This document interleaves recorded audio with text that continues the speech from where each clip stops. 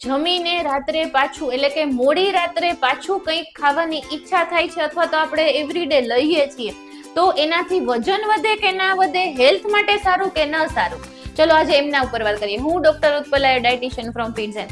આપણે છે ને સોશિયલ મીડિયામાં ઘણું બધું જોતા હોઈએ છીએ કે આમ લેવાથી આમ થશે, આમ લેવાથી આમ થશે. ઓકે, બધી જ માહિતી ખોટી નથી હોતી, એમ બધી સાચી પણ નથી હોતી. ઘણી વખત મિસલીડ થતા હોઈએ છીએ આપણે. એટલે લેટ નાઇટ સ્નેકિંગ, એનાથી શું ફાયદો થાય, શું નુકસાન થાય એ જોઈએ. જો લેટ નાઇટ સ્નેકિંગમાં તમે શું લ્યો છો ને બહુ મહત્વની વસ્તુ છે. તમે હાઈ કેલરી ફૂડ લ્યો છો, તમે શુગર લ્યો છો, તમે પ્રોસેસ ફૂડ લ્યો છો, તો એ બધી જ વસ્તુ તમને નુકસાન તો કરશે જ. ઘણી વખત આપણે રાત્રે હેવી જમી લીધું છે અને રાત્રે પાછા કંઈક ને કંઈક ખાઈએ છીએ, કેમ કે હેબિટ છે, ભૂખ નથી પણ કંઈક મને જોઈએ છે, એનાથી પણ નુકસાન થતું હોય છે. અને એનાથી વેઇટ ગેઇન થાય છે, એ તમને નડશે સૌથી વધારે. એનાથી તમારી એનર્જી લો થશે, એ પણ એટલું જ નુકસાનકારક છે. જનરલી છે ને આપણે રાત્રે કંઈક ખાઈ લીધું છે, પછી ડિનર પછી કંઈક ડેઝર્ટ લઈએ અથવા તો આઈસ્ક્રીમ, કેન્ડીઝ કે પીઝા કે એવું કંઈક ખાઈ રાત્રે આપણે મોડે સુધી જાગીએ છીએ તો ભૂખ લાગે એવું વિચારીને ખાઈ લઈએ. બસ તમે ભૂલ અહીંયા જ કરો છો. એક તો જરૂર વગરનું રાત્રે જાગવાનો કોઈ જ મતલબ નથી. તમે મોબાઈલ સ્ક્રોલ કરો છો, તમે સિરીઝ જોવો છો અને રાત્રે જાગો છો, તો બેટર કે તમે તમારા ટાઈમે સૂઈ જાઓ. તમારે વર્ક છે અને એ બધું અલગ વસ્તુ છે. તમે નાઇટ શિફ્ટ કરો છો તો ઇટ્સ ઓકે, એ અલગ વસ્તુ છે. એટલે લેટ નાઇટ સ્નેકિંગમાં ધ્યાન રાખવું એટલું જ જરૂરી છે.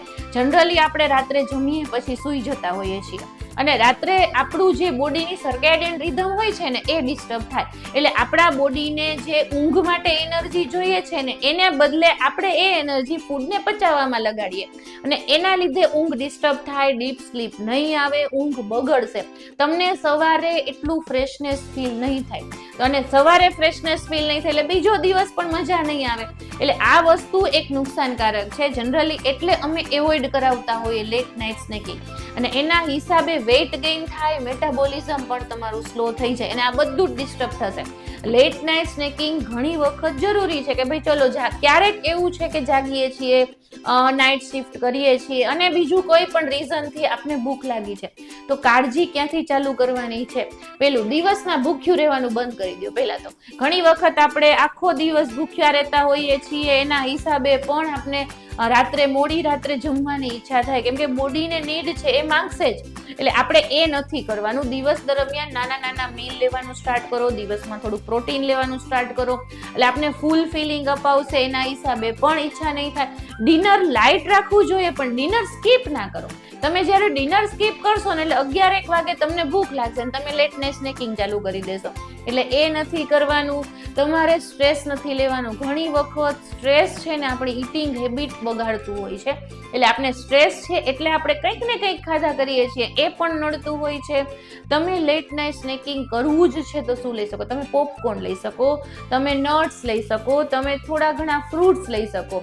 ને શું નથી લેવાનું એ તમને બધાને ખબર છે. પીઝા નથી લેવાના, જંક ફૂડ નથી લેવાનું, આઈસ્ક્રીમ, કેન્ડી, કોલાસ એવું બધું નથી લેવાનું. એ બધું જ તમને નડશે. તમે લેટ નાઇટ સ્નેકિંગ બંધ કરશો ને તો વેઇટ લોસ તો થશે જ તમારો, એની સાથે સાથે એનર્જી આવશે, તમારી ઊંઘ સુધરશે, તમારું પાચન તંત્ર સુધરશે. એટલે મેક શ્યોર કે તમે લેટ નાઇટ કંઈ લ્યો છો નાસ્તો તો એનો પોર્શન કંટ્રોલ કરતા શીખો, કયું ફૂડ લ્યો છો એ જોતા શીખો. Follow for more.